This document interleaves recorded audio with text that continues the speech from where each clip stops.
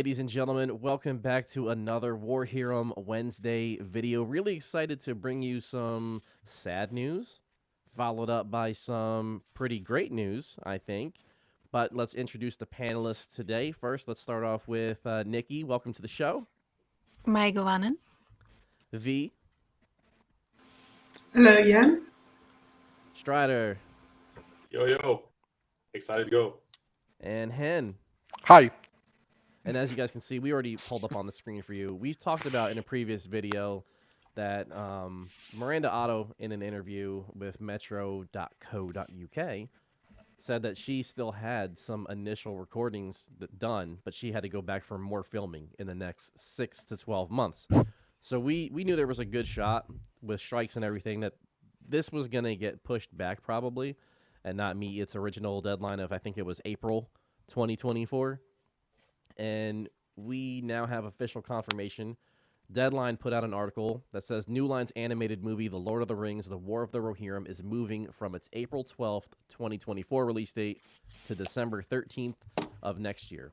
The move stems from a chain of reactions of Warner Brothers redating Thursday, spurred by Legendary Entertainment's Dune Part 2 moving to November 3rd this year to March 15th, 2024, which pushed the finance, whatever, and producer's other title, Godzilla x Kong, The New Empire, from that date to April of 2024. So they had to shift a lot of stuff around, and The War of the Rohirrim was a victim of such movings.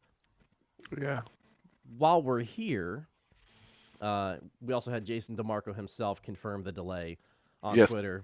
He said, friends, our Lord of the Rings movie is moving to December 2024, which Lord of the Rings fans know is a lucky tradition.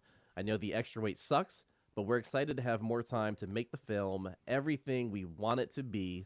See you next year. And a little cute emoji. So let's just go ahead and start with Strider. What are your initial thoughts to this delay? Was it expected? And are you still just as excited, even though it's going to be months down the road from what we were expecting? Yeah, so I guess we all knew this was a possibility, but we did hope because the movie has been in production for quite some time, we hoped that maybe it would be able to be released in its original time slot. But here we are. It is what it is. I'm hoping that they will indeed use this time to polish the movie even more. It's better to not be hasty. So if they have this extra time for all these external reasons, if they can use that to make a movie even better, make it look sharper, make it look more epic, it's fine by me. Like if we waited for so long for another Jacksonverse movie, we can wait 6 months more. I think it's all right. Yeah. Hen, what do you think about all this? I remember a lot of comments from. I was pretty kind of saddened in a way when it came out. I was like, oof. But and I do think there are complications that can arise from this. I think this will mean that it will come out after the next season of Rings of Power, and I really hope that won't beat the Tolkien out of people, or people will feel all Tolkiened out before comes or anything like that. Otherwise, though, DeMarco does have a point in which I remember at Annecy, Philippa and Kamiyama, they stressed, this is a fairly big project animation-wise. The animators have a lot of work still cut out to them. We'll get later, I think, to points that show that maybe the edit is still a little bit in flux. The script was, we know, rewritten by what's her name? I forgot. By the current writers. Was it Philippa's daughter? It is. Yes, I forgot her name. Phoebe Gittens and Yes. her writing partner. They rewrote an earlier script, so maybe they have time to touch that up a little bit. Warners have their own issues to get through. There's stuff to figure out, and a little bit of extra time helps. And as DeMarco says, it's kind of a tradition. It's funny. Bakshi's film was a Christmas release. All 6 Peter Jackson films were a Christmas release, and now this is too. I was looking forward to Tolkien movie coming out in summer, but I think the idea of summer is the time of the breezier blockbusters. I think it's a little bit of I don't know, but never mind. Nikki, let's move on to you and your thoughts on this. And you have somewhat of a pulse on the industry in this regard, based on your field that you work in. Do you think this delay, like we never really talked about this, even delaying something, do you think this helps with what is considered to be kind of like an industry-wide issue of crunch and having to work crazy amount of hours? If something is delayed like 6 months, do you think that helps with that? And just what are your overall thoughts on the delay? Well, for me, because I have one foot in each camp, both with acting and the animation industry,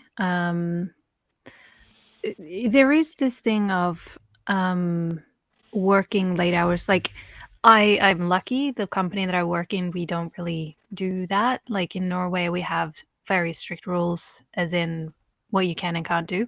But you hear these stories, and I think that as long as they have the funding, as long as they have the money to keep people working, it will benefit the movie, absolutely. If they don't have the funding, they're just going to postpone, like they're going to finish what they're doing and do what they can, and then they're going to wait for, say, the voice recordings for the actors and the writers. I don't know, are there any writers that are on this that are also on strike at the moment? I'm not sure. I don't think so. No. So No. I think the benefit for the workers is if they have the funding, the opportunity to work longer, work more days, and really get into the detail and just make it perfect. Is you cannot ask for any better opportunity than that, like to hone your craft to make it even better, because no matter how much nitpicking you do, you're always going to be like, no, I could have done that better, and that movement there is a little bit like laggy or awkward, we could have done that different. So they have this chance of redoing things. And for the actors as well, like a lot of the animation is going to be finished then already when they record the voicing, which is going to make it easier to drop into the role and to fit it to what's happening on the screen. And I think the same for the music. So all in all, more time is a good thing. Now, V, I'm ending with you on this particular point because in a previous video we were recording, you were adamant that you did not want it to release on time and that you didn't want to watch things in April. So are you happy that it's now delayed into a wintry time so maybe you can go to the movie theater with some snow around you and have a good time? I mean, I think I was saying mostly that I didn't want it to be postponed in summer. No, I you don't said know, I hate April. Jason DeMarco and I don't want his movie to come out on time. I think. Okay. I'm just kidding. That's your words, not mine. Let him come for you, not me. So I was saying like that summer, because we were speculating on what the postponed days could be if we get it postponed, and I was saying like summer would be a good fit for having it aired in Greece, like premiering in the cinemas, because like nobody goes and they will postpone it on their own probably if it didn't seem to create a lot of buzz. So December is quite a good fit, I believe, especially the 13th. Like it's not Christmas, it's 10 days before. So you have times to reach the holidays, you have times like to not interfere with actual Christmassy movies. In my opinion, in my head, I don't know, like you have a few days. Yeah. It's a transition. I mean, I think it's easier for me to be able to watch it. Because December is a really good time for cinemas here. A lot of people are going there for holidays. It makes much more sense to treat yourself to a cinema during December and during winter holidays than during summer, for example. And April would be like very close to Easter. So I think it's okay. as a date, and I expect it to be postponed because like the strikes are meant to be disruptive in that way for the workers to get what they need to get, and we don't know how many people working in the film are in SAG or WGA. But I guess some of the critical positions are on strike right now.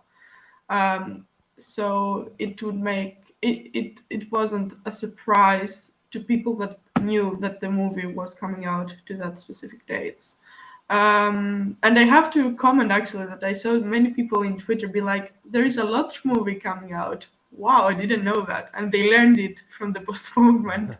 So it also created some visibility for the movie as well. I did try to do just a quick and dirty Google search of like movies that were supposed to be coming out in December of 2024.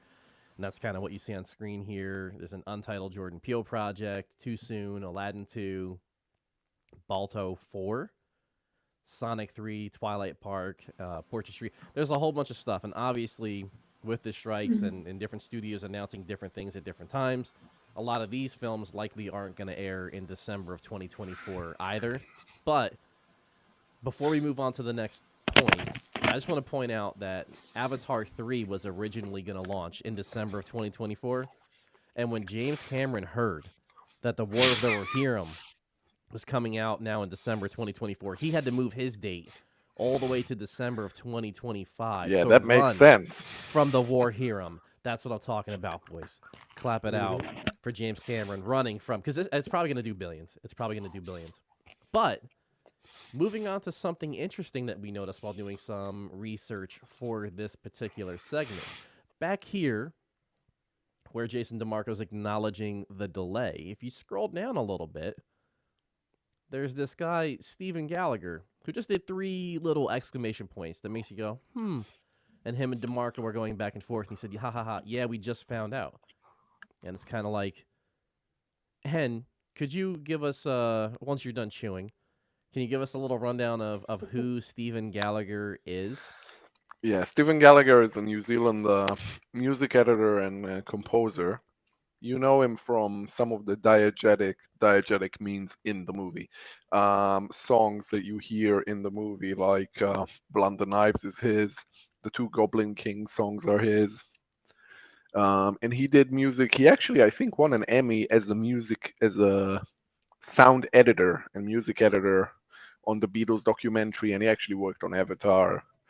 But as a composer, there are reports, and this seems to confirm them, that he's doing the music for this film, and he's the composer for the movie. Philippa likes his work, so it makes sense. Yeah, and there's another tweet by him. Yeah, so somebody asked on Twitter, what's a movie that was specifically made for you? It's catered to your taste and interest, and everything about it just screams you. Where DeMarco again chimed in and said, I'm actually making it now, and put up a picture of the War of the Rohirrim. And oddly enough, weird timing, Stephen Gallagher retweets off of that and says likewise. So this feels more or less like a very hard hint confirmation that Stephen Gallagher is going to be doing the music for this movie. And after giving us the rundown of kind of who he is, how do you feel about him joining in on this project? And I haven't actually heard him. First thing, this would seem to suggest that he's actually already writing music. Normally, a composer only writes music begins to write just a few months before the thing is out, so this is interesting. I have no idea what the delay means for him, whether they're still recording at the time that they're recording, or whether they're delaying it and giving him more time to write. Anyway, I've heard. I haven't heard much of his compositions except for those diegetic songs, which are more on the mischievous side of things, whereas this obviously wouldn't or shouldn't be. But I hear tell that he's a good composer. Philippa likes his work, as I said. Doug Adams, who's a musician and an associate of Howard Shore, said that Gallagher is, I think his words were like a lovely composer, you know. So there's people seem to like his stuff. We'll have to wait and see what he does. V, did that give you enough time to go on Wikipedia and pull up a little bit about Stephen Gallagher? Yeah, I was already in that. The interesting thing is his IMDb,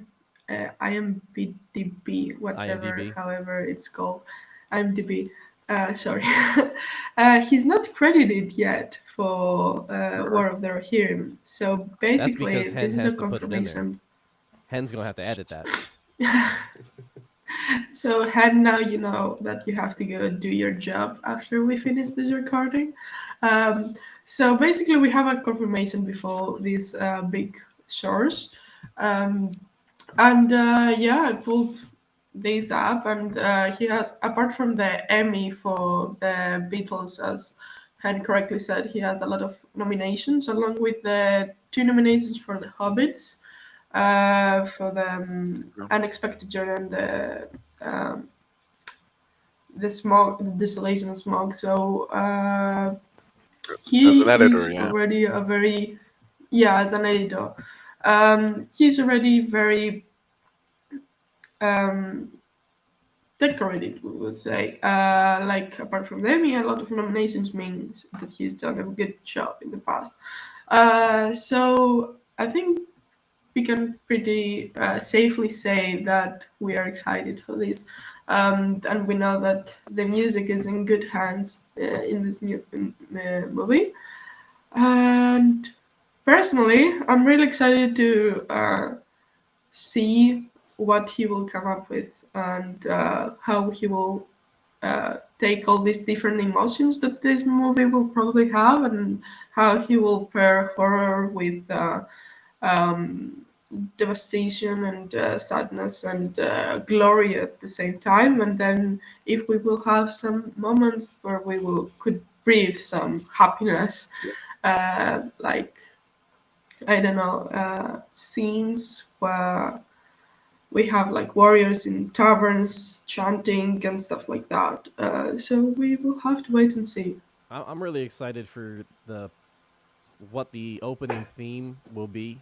In the anime industry, there's a lot of just movies and shows that the opening and the ending music is pretty iconic, and there's plenty of videos on like YouTube of people jamming out to different songs that they picked for the intros and outros for popular animes. But when I was trying to think about it, when the show is on or when the anime movie is playing, I don't think I recall too often like noticing the music too much while the characters are doing their things. And I'm hoping that maybe this might be sort of help, bring something that people might remember, like while the movie is actually, an hour in, it's got this theme that plays in the background and it's a banger and it makes people like hum. Nikki, that's more of your field, as you've said earlier.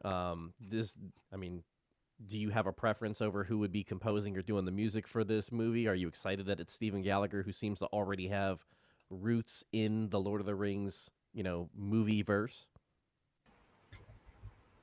Honestly, there are so many good composers out there and so many talented musicians. Like, there have been composers that we've never heard of before that have come out and created some amazing things. Like I once said that I felt like someone like Gareth Crocker, who made Ori and the Blind Forest and Ori and the Will of the Wisps musics. I would have loved to see him make music for The Rings of Power, because it's just there are so many talents. But the thing is, it's also a good thing to have someone who already knows and understands what they are looking for. And if they are going for the same feel as the Peter Jackson movies, it's a good thing to have someone who has already demonstrated a certain understanding of how to create that sort of feeling. Yeah, So that's right. yeah.